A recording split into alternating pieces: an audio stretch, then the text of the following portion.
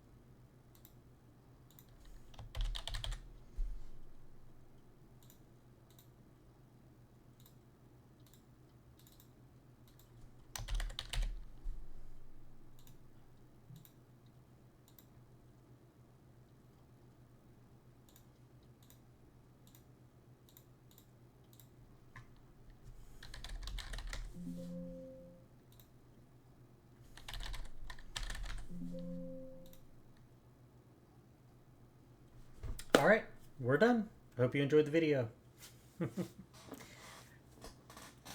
That's as easy as it is to create a CSV using the PDZ Toolkit. This toolkit was specifically developed for creating CSVs for sports photo automation for PIXNUB.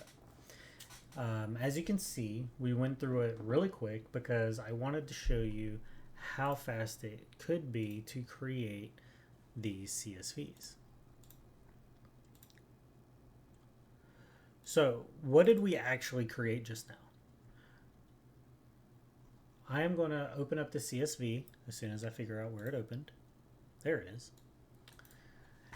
And this is what we created. It is a PIXNUB ready CSV that is set up for your automation already. So you got your image name, your player data, what team they belong on or what group. You got your append file name, what template we want to run, as well as a team file or post action. We ran it with a vertical template twice, so you got one with text, one without text. I'm running an action for the one without text. Then we are running a memory mate with our team file names. And then we are also running a buddy. Now we created that less than a minute, I think it was. I'll have to put the time in the video. But it is 1,962 lines with very minimal effort. There wasn't a whole bunch of copying, pasting, going back and forth between multiple CSVs to create a finished product. It was just clicking a few buttons in our order form and it just spits it out for you. So let's take a look at it again, only this time let's break it down. So this is your spa wizard. Now the wizard itself is really just called a wizard because it is very simple to use and it is like magic. So first thing we need to do in your images, we need to tell it what images are we using.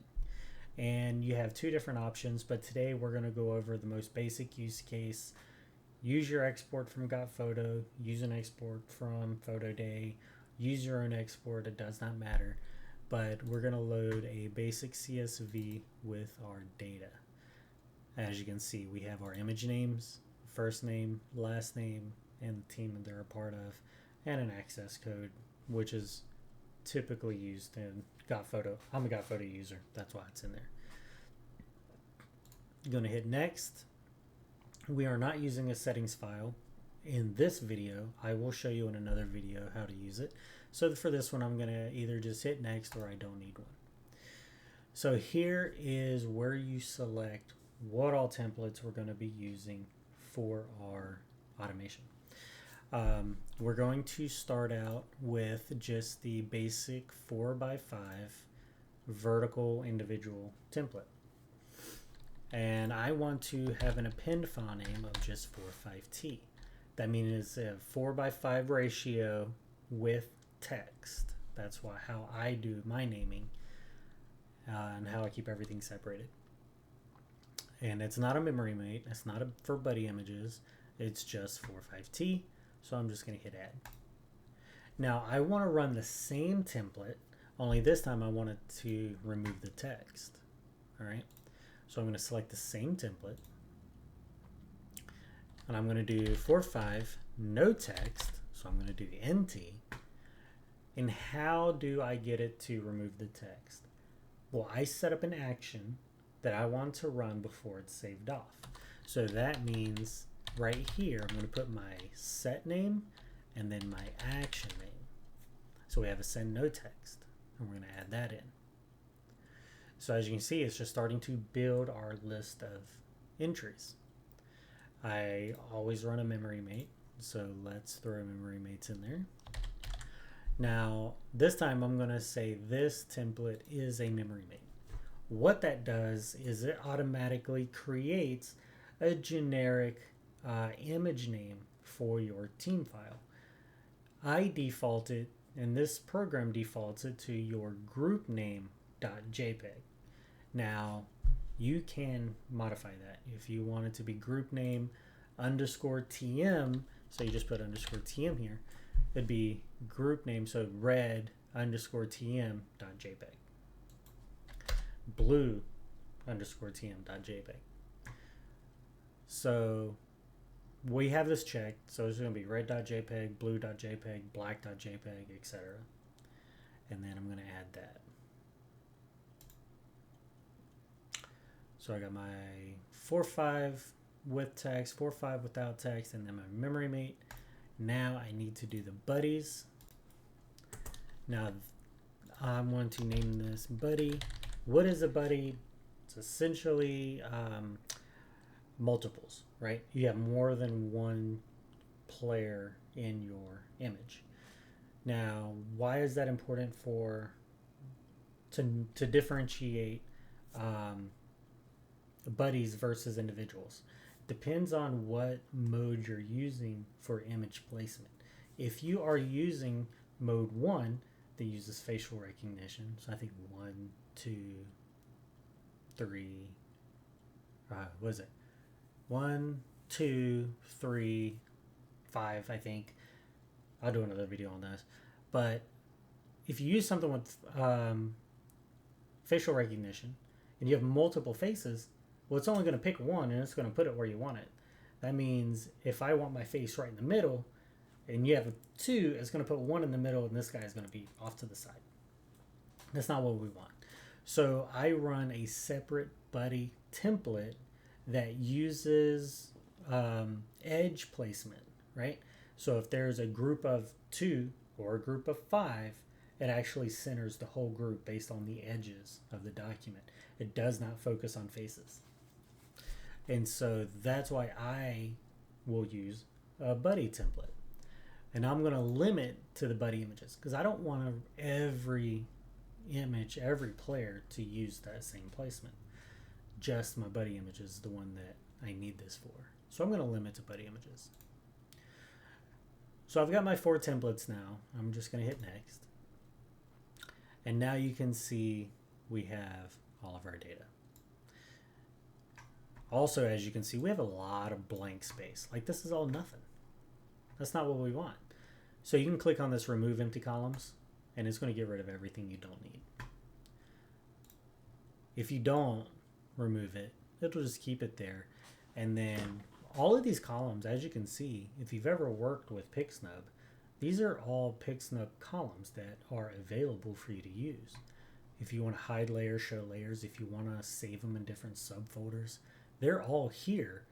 So if you think you'll use them later, don't remove the empty columns if you don't want to. You can always add them in after the fact, individually by yourself, right? You have to do it manually. You won't use the application to do it. But I know this is all I need. So I'm just going to hit remove empty columns. Your different CSV delimiters, most common is going to be commas. However, if you know you have commas in your data, for example, if your name is, see right here, you have name, it's Gene space Gray, first name, last name. But if you have it like Parker, comma, Peter, then that comma, if you're using a comma delimited CSV, is going to throw errors. So then you'd want to use semicolon or colon so you can still use commas in your data. I don't have commas in my data, so I'm going to do a comma CSV, and I'm going to do a full CSV and a test CSV. In Zombie5, I'm going to overwrite this full run that I did earlier, and I'm going to overwrite the test run. So your full run is exactly what you see here, right? It's got all this data. It's 1,900 rows. But let's take a look at the test run. Let's see what that is. Before I ever kick off a full run, I want to make sure everything is working properly. So the PDZ Toolkit will actually create a test run. What it is it pulls one player image from every template from every team. Because why would you want all that? Well, let's say you're running actions for different teams that change for different colors. All right.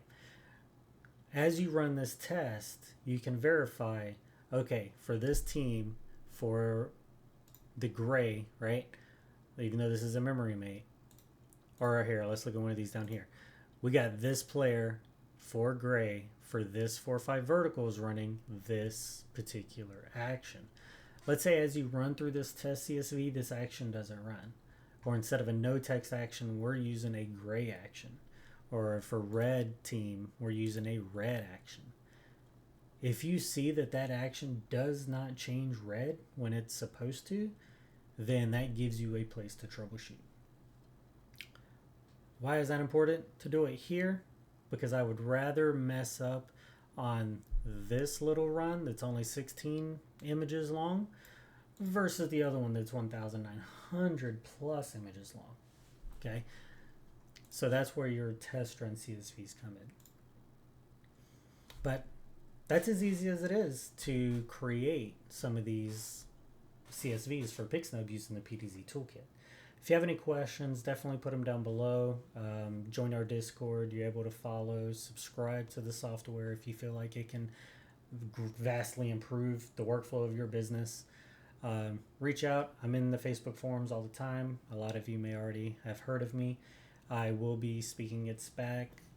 Definitely looking forward to seeing you all. So have a good one. Happy automations.